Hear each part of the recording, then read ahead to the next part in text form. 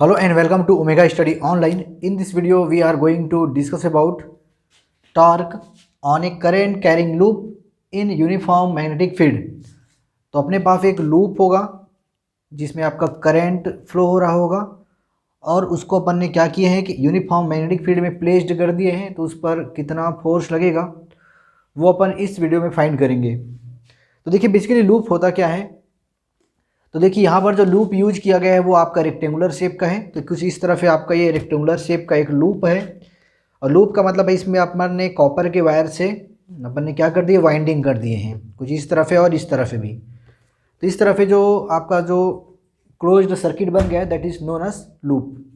तो जो लूप है आपका, तो उसको देखो यहाँ पर जो लूप है PQRS, उसको अपन ने कुछ इस तरफ है मैग्नेटिक फील्ड में अपन रखे हुए हैं। और कौन सा मैग्नेटिक फील्ड है आपका, वो यूनिफॉर्म मैग्नेटिक फील्ड है।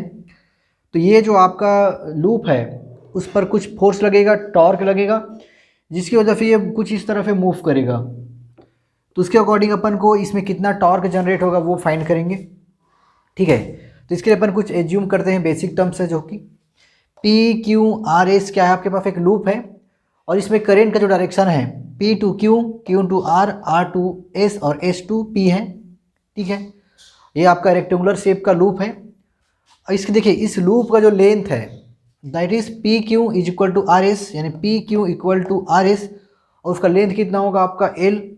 और इसका जो ब्रीथ है आपका PS, this is PS and QR, वो कितना आपके पास B है। तो जो लूप है उसका लेंथ है L और ब्रीथ है आपका B, ठीक है। और ये जो है देखिए डॉटेड लाइन जो है सो दी रोटेशनल एक्सिस, इसी एक्सिस के अलॉन्ग जो है ये जो आपका जो लूप है वो क्या कर सकता है आपका कुछ इस तरफ है। ये जो लूप है आपका इस तरफ है आपका इसमें घूम सकता है, ठीक है। तो अपन को पहले फाइंड करेंगे कि इसमें कितना फोर्स लगेगा। अब देखिए अपन स्टार्ट करते हैं इसके ब्रेथ से। PS और QR से अपन पहले फाइंड करेंगे कि इसके PS साइड और QR साइड पर कितना फोर्स लगेगा, ठीक है। तो देखिए यहाँ पर क्या हो जाएगा, जो I करंट फ्लो है इस लूप में करंट कितनी फ्लो रही, तो लूप में जो करंट की वैल्यू है वो है आपके पास I। तो ये जो I करंट है वो SP में फ्लो हो रहा है। SP मतलब S से P डायरेक्शन में करंट जो है फ्लो हो रहा है। तो ड्यू टू दिस करंट, अब इसमें जो करंट फ्लो हो रहा है ना, इस PS वाले साइड में जो करंट फ्लो हो रहा है, और देखिए मैग्नेटिक फील्ड डायरेक्शन इधर है और करंट फ्लो हो रहा है इस डायरेक्शन में। तो जब यहाँ पर अपन जब फ्लेमिंग का लेफ्ट हैंड रूल लगाएंगे, ठीक है, तो अपने को इस वाले साइड पर जो फोर्स का डायरेक्शन होगा कुछ इस तरह से मिलेगा F अपवर्ड डायरेक्शन में। तो ये हो जाएगा आपका पास F1। तो ये F1 जो फोर्स होगा वो PS साइड में अपवर्ड डायरेक्शन में होगा, ठीक है। अब अपन डिस्कस करते हैं इस वाले साइड का। तो जब I वही करंट, देखो I करंट फ्लो होगा QR में, ये जो QR है इसमें करंट फ्लो होगा कौन सा I, इसमें भी करंट कौन सा है आपका I है। तो उसमें जो मैग्नेटिक फील्ड होगा अब वो क्या होगा, डाउनवर्ड डायरेक्शन होगा, that is known of F2। यहाँ पर जो फोर्स लगेगा नीचे में वो हो जाएगा आपका F2। क्यों, देखिए यहाँ पर करंट का डायरेक्शन चेंज हो गया है, तो फोर्स का यहाँ पर देखिए करंट का डायरेक्शन S to P है, तो फोर्स अपवर्ड डायरेक्शन में लग रहा है। जब करंट का डायरेक्शन Q to R है, यानी इसके रिवर्स है, तो फोर्स भी क्या हो जाएगा, पर रिवर्स हो जाएगा। तो इसके अपने पास जो है दो फोर्स मिल गया आपके पास, एक तो F1 और F2। अब अपन क्या करेंगे, ये जो दोनों फोर्स हैं, आपका जो फोर्स F1 है, ये जो फोर्स F1 हो गया, और ये जो फोर्स आपका दूसरा है आपका ये F1 and this is force F2। ये जो दोनों जो फोर्स हैं वो आपका इक्वल इन मैग्नीट्यूड है, equal in magnitude and opposite in direction. Equal in magnitude है और अपोजिट इन डायरेक्शन है। साथ में इनका जो लाइन ऑफ एक्शन है, ये जो फोर्स जिस लाइन के अकॉर्डिंग फोर्स अप्लाई कर रहा है, तो लाइन ऑफ एक्शन जो है वो क्या है आपका सेम है, यानी इतना इस डायरेक्शन में जितना फोर्स लग रहा है उतना ही इस डायरेक्शन में फोर्स लग रहा है। और दोनों का जो लाइन ऑफ एक्शन है, यानी दोनों जो फोर्स जिस लाइन के अकॉर्डिंग फोर्स लगाएंगे वो कितना है आपके पास, वो जो है आपका एकदम अपोजिट है एक दूसरे के। इसका मतलब ये दोनों फोर्स जो है एक दूसरे को क्या कर देंगे, कैंसिल कर देंगे। कहने का मतलब जो नेट फोर्स होगा ड्यू टू F1 और ये F2 वो क्या हो जाएगा आपका 0। तो इस तरह से जो है इन दोनों साइड में जो फोर्स लगा है वो अपोजिट इन नेचर है, और दोनों जो फोर्स है वो किसी एक ही पॉइंट के अकॉर्डिंग जो है एक ही लाइन ऑफ एक्शन में क्या कर रहे हैं, वर्क कर रहा है, इसलिए उसकी वैल्यू क्या हो जाती है 0, ठीक है। यानी नेट फोर्स कितना हो गया 0। तो अपन ने इस साइड की वैल्यू पूरा फाइंड कर लीजिए। अब देखिए सेकेंड अपन फाइंड करेंगे, देखिए पी एस में फाइंड करते हैं। तो जो पी एस साइड है, P S sorry P Q, ये क्या है आपके पास क्यू।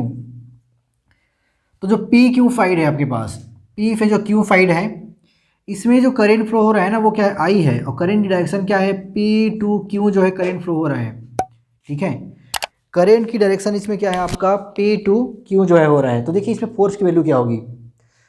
तो करेंट का डायरेक्शन क्या है आपके पास, पी टू क्यू है, और मैग्नेटिक फील्ड का डायरेक्शन है आपका कुछ इस डायरेक्शन में है। तो जब अपन इसमें फ्लेमिंग का लेफ्ट हैंड रूल लगाएंगे तो देखिए क्या हो जाएगा। तो इस तरफ मैंने इसको कर लिया, ठीक है। तो इसको अगर मैं कुछ इस तरफ रखूँ, देखिए इस तरफ रखूँ, तो ये जो है, ये जो मेरा मिडिल फिंगर है वो करेंट की डायरेक्शन को शो कर रहा है, ये जो फिंगर है वो मैग्नेटिक फील्ड की डायरेक्शन को शो कर रहा है। तो ये जो अंगूठा है ना, थंब जो आपके साइड आ रहा है इधर, वो किसको शो करेगा, तो वो जो है फोर्स को शो करेगा। ठीक है, तो उसका फोर्स कैसे लगेगा, तो वो जो फोर्स होगा, ये कॉइल जो है ना आपका, ये जो लूप था कुछ इस टाइप से था, तो फोर्स ऐसे लगेगा इसमें, इसके परपेंडिकुलर बाहर की ओर। तो उसको अपन ऐसे तो ड्रॉ नहीं कर सकते ना, इसलिए अपन इसको क्या ड्रॉ करेंगे, तो ये फोर्स लगेगा वो कैसे लगेगा, तो इस टाइप से ये फोर्स लगेगा, दैट इज F3। तो ये फोर्स इसी के इक्वल है, ये 3D में आपको एज्यूम करना है। ये जो फोर्स F3 दिख रहा है वो ऐसे लगा हुआ है इस पर, ठीक है, ऐसे लगेगा। अब देखिए नेक्स्ट फाइंड करते हैं। तो ये इस वाले साइड पे हो गया फोर्स F3। अब इसकी वैल्यू कितनी होगी, जो F3 होगा ना, F3 की वैल्यू क्या होगी, तो F3 की वैल्यू जो है अपन पहले ही डिस्कस कर चुके हैं कि देखिए एक मैग्नेटिक फील्ड है, इसमें अपन एक करेंट कैरिंग कंडक्टर को रखे हुए हैं, तो उस पर कितना फोर्स लगता है, तो उस पर जो फोर्स लगता है वो लगता है आपका, देखिए B, फिर उसके बाद करेंट BIL, और लेंथ कितना है इसका, लेंथ है आपके पास देखिए PQ, लेंथ कितना है PQ, और ये हो जाएगा फाइन थीटा। बाद में PQ को अपन निकलेंगे BIL fine theta, BIL fine theta. और जो फोर्स है, जो फोर्स है वो क्या है आपके पास, परपेंडिकुलर है। ठीक है, तो जो फोर्स लगा है वो कितना लगा है आपके पास, जो फोर्स है वो क्या है, परपेंडिकुलर है। तो फाइन थीटा की जगह क्या हो जाएगा, ये फाइन 90, सॉरी क्या हो जाएगा, ये साइन 90 डिग्री। इसको सॉल्व करेंगे ना तो फाइनल अपन को फोर्स की वैल्यू कितनी मिल जाएगी, तो मिल जाएगी अपने पास BIL। ये हो गया इक्वेशन नंबर 3। ठीक है, समझ में आया। तो ये जो है आपका प्रीवियस टॉपिक से है, जिसको अपन लॉरेंज फोर्स बोलते हैं। मतलब एक मैग्नेटिक फील्ड है, उसमें अपन करेंट कैरिंग कंडक्टर को रखते हैं, तो इतना फोर्स काम में आता है। ठीक है, ये हो गया F3, यानी कहाँ पर फोर्स लगा, वो AP की वाले साइड में इतना फोर्स लगा। अब चेक करते हैं R और S वाले में। तो RS जो साइड है उसमें भी करेंट आई फ्लो हो रहा है, बट डायरेक्शन क्या है, करेंट का डायरेक्शन है आपका R2S है। इसमें करंट आपका था डाउनवर्ड डायरेक्शन, इसमें करंट क्या है, अपवर्ड डायरेक्शन। तो इसमें भी अपन लगा सकते हैं फ्लेमिंग लेफ्ट हैंड रूल, तो आप लगा लोगे तो इसका अपोजिट ही आएगा। तो अपोजिट कैसे आएगा, देखिए इस तरफ है, ये डायरेक्शन होगा F4 आ जाएगा, ये चाहो तो आप लगा सकते हो। ठीक है, तो ये करेंट देखिए, ये जो है मेरा, ये जो है करेंट का डायरेक्शन अपवर्ड, ये जो उंगली है वो मैग्नेटिक फील्ड डायरेक्शन है। तो जो थंब होगा वो अंदर की ओर लग रहा है ना, इस बोर्ड के अंदर की ओर, तो बोर्ड के अंदर को अपन ऐसे फो करेंगे F4, यानी कि जो PQ था ना, PQ पर F3 फोर्स लगा, और RS पर आपका F4 लगेगा, F4 फोर्स। उसकी भी वैल्यू क्या होगी, तो BIL साइन थीटा, फिर BIL फाइन 90, फिर उसको सॉल्व करेंगे तो यही आ जाएगा, दिस इज इक्वेशन नंबर 4। तो ये जो दोनों फोर्स है आपका, ठीक है, तो ये दो टाइप का फोर्स लगेगा। ये जो फोर्स लगेगा, ठीक है, माने F3 जो फोर्स है, डायरेक्शन ऑफ F3 जो होगा वो इस कॉइल के परपेंडिकुलर अपवर्ड डायरेक्शन में होगा, बाहर की ओर होगा। ठीक है, ऐसे समझ सकते हो।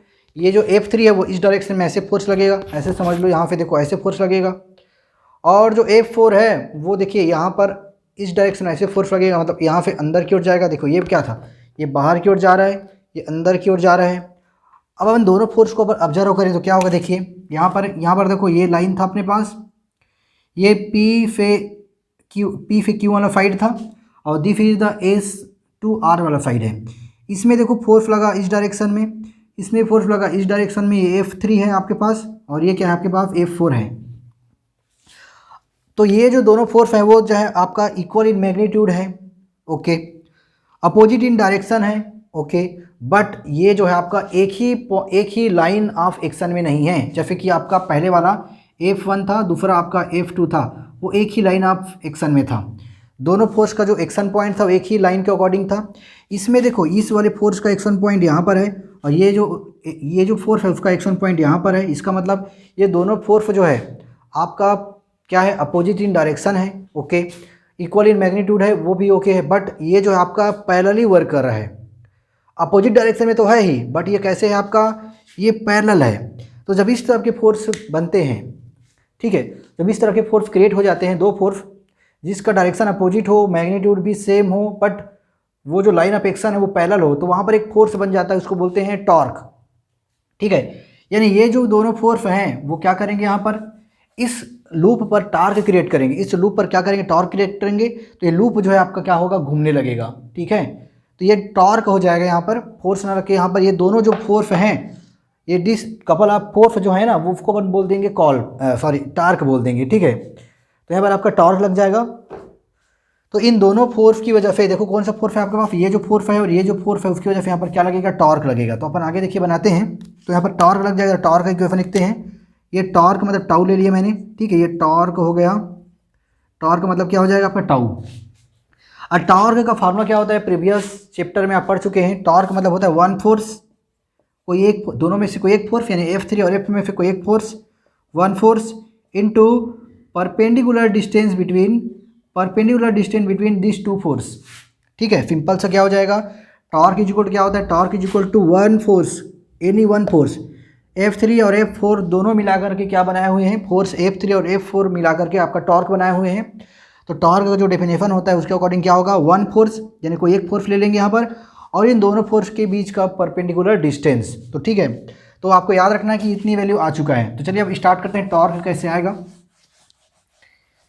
ठीक है। देखिए टॉर्क इज इक्वल क्या हो जाएगा, वन फोर्स, तो वन फोर्स कौन सा है आपके पास, F3, या फिर F4 भी लिख सकते हो। और F3 की वैल्यू कितनी है, F3 की वैल्यू है BIL, या फिर IBL लिख लो आप, IBL जो है, ठीक है, IBL जो है एक फोर्स है, IBL आपके पास क्या है, फोर्स है, into perpendicular distance between two force. तो देखो यहाँ पर हम लोग यहाँ पे डायग्राम को ले लेंगे, इस वाले पॉइंट पे डायग्राम ले लेंगे, तो क्या हो जाएगा, देखो यहाँ पर एक साइड है जो कि आपका एस है और ये P है, ठीक है।